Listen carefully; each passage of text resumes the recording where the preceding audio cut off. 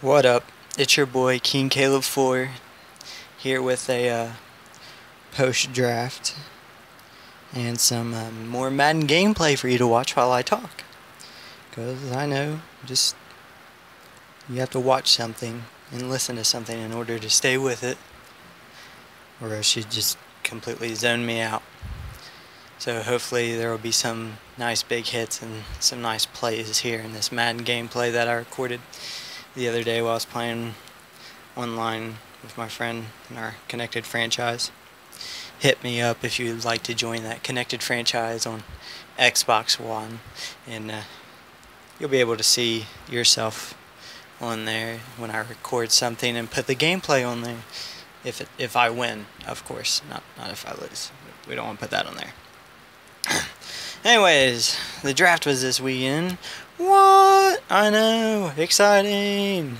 So exciting. Alright, so Packers completely blew mock drafts away, getting Clinton Dix, safety from Alabama. Wasn't a reach or anything. Very good, solid pick. Safety was a big need with inside linebacker and tight end also. So they addressed the safety position. Thought they could get Calvin Pryor because it was projected in a lot of mock drafts that Clinton Dix was going to be gone. Bears, Cowboys, one of them. And he ended up falling to us, which I was very, very pleased with.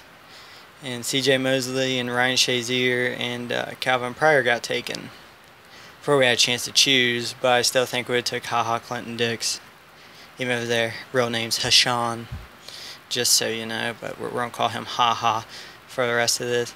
And with the second pick of the draft, Ted Thompson thinks he hit another diamond in the rough. Although he's not really rough, but he could be a diamond. Ted Thompson's had a lot of success drafting wide receivers in the second round with Jordy, James Jones, Randall Cobb, Greg Jennings. So there's been a lot of success since Ted Thompson's been there with second round receivers. And he thinks he did it again with Davante Adams. Davante Adams is very good. He catches everything. He's not really fast. Doesn't really break away from cornerbacks, but he's a very, very good possession receiver. He led the FBS in most catches for the year last season, I think with 131 catches. But he's not a guy that has amazing speed that breaks away from people, but he has very good hands, and he really has a good feel for football, and he can really catch it and hold on to it, which will be amazing for Aaron Rodgers because he loves them cut-in routes, which anyone can do, and he'll be able to succeed at that and catch anything Aaron Rodgers throws at him, which will be very, very nice. The third pick we filled, it wasn't really a need at defensive tackle, but since Johnny Jolly, we haven't really re-signed him yet, still don't know if we are or not. So they went ahead with the third pick. Instead of taking a tight end or a linebacker, they took Kyrie Thornton. Don't know much about the guy. I didn't really scout him much, but from what I heard, he's a very good defensive tackle. I mean, not top notch, or else he wouldn't be taken in the third round. But he's got some speed to him. He's very explosive off the line that can fill gaps, which is what we really need. You know, if you put him and Raji together at the same time, those are two big fat ass people that can really block up the middle. Don't think they'll be in at the same time, but you know, in goal line situations, that'll be very good to stop the inside. Very explosive, both of them together, which will be fun. Now with their fourth pick which is a third round pick, 98th overall, they took Richard Rodgers, tight end from Cal.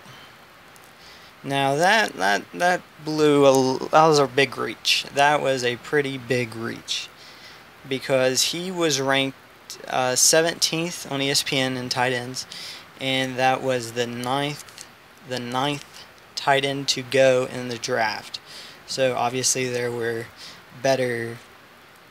ESPN thinks there are 8 more better people, more tight ends to take, and that was a real reach. I don't know. It was probably a reach. This is probably thinking Rodgers, Aaron Rodgers, Richard Rodgers, both from Cal. Aaron Rodgers turned out fabulous. Maybe this guy will too. Obviously, that's not the reason they took him. Obviously, they thought there was more than a name in the same college. But Ted Thompson said that he was looking for that all-around tight end that could block, catch, and hold on to a ball. And he thought he saw that in Richard Rodgers, and he thought it was very rare in this year's draft. So he went ahead and took him in the 3rd round instead of waiting down, which, if it works out, great, because Ted Thompson is an amazing scout, and he hasn't disappointed yet.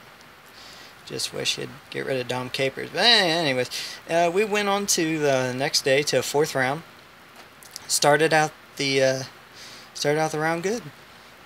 Obviously, I was pulling for Pierre Desir, cornerback, which he was there in the 4th round, but we didn't take him. We took linebacker Carl Bradford from Arizona State. Now, I haven't watched much on this guy either. He's small, he's short, got short arms. He gets when a lineman gets his arms around him, he just can't. He can't get away from it. He can't move away from it. He's completely done for that play. That's kind of bad. But it's 4th round pick, so I don't know. But he's very, very explosive. There's a word, explosive, again. And he reminds me a lot of Clay Matthews. He gets in there. He knows where the holes are. He can get in there. Didn't really cover very well at Arizona State. He didn't cover much. They always had him blitz a lot. So if we move him to inside linebacker, I don't know how it works, because usually we have our outside linebackers like Clay Matthews and Nick Perry really play as defensive ends, and they blitz all the time. And usually they have A.J. Hawk and whoever they decide to put next to him that day at inside linebacker have them cover, which A.J. Hawk's been improving tremendously in the coverage game. But it's going to be a challenge getting little Carl Bradford used to covering and getting him good at that. They might leave him outside for a backup for, if Nick Perry gets injured again. You never know. You never know. So the 161th pick, we took center Corey Linsley from Ohio State. Don't really know much about him. Didn't scout him at all. He's from Ohio State, a very prestigious school, very good players. Not a good schedule, but good players. So that'll be good. With the 170th pick in the 5th round, we took wide receiver Jared Abbrederis. And oh my God, I love this kid. I've loved him ever since his freshman year at Wisconsin, because I just love his name. I think his name intrigues me very much, and for him to come to us is very good. And watched him a little bit, usually whenever he played Ohio State. I live in Ohio. Don't really have a favorite college football team, but I still watch Ohio State. Sometimes root for him, sometimes I don't. Either way, but I loved watching him play. I thought he was very good. In the words of Mel Kiper, he said, "If you saw Abbrederis simply steal Bradley Roby's lunch money in Columbus, you know he can battle NFL-level athletes," which is very, very good. That's very encouraging coming from Mel Kiper. That is. He's a very good guy. I appreciate him for saying that. So that looks like a very good 5th round. More depth at wide receiver. We didn't really have... We have Randall Cobb and Jordy Nelson.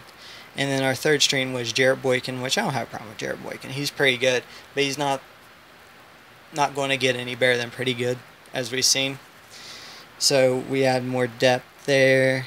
Maybe he goes above Boykin. Maybe not his rookie season, but maybe the season after that he goes above Boykin. I think for sure Devontae Adams will be 3rd string at wide receiver. I'm positive on that. I'm pretty certain on that. I trust him more than Boykin. And then in the 6th round, we took cornerback Dimitri Goodson from Baylor. Once again, I didn't really scout these lower level players, but I've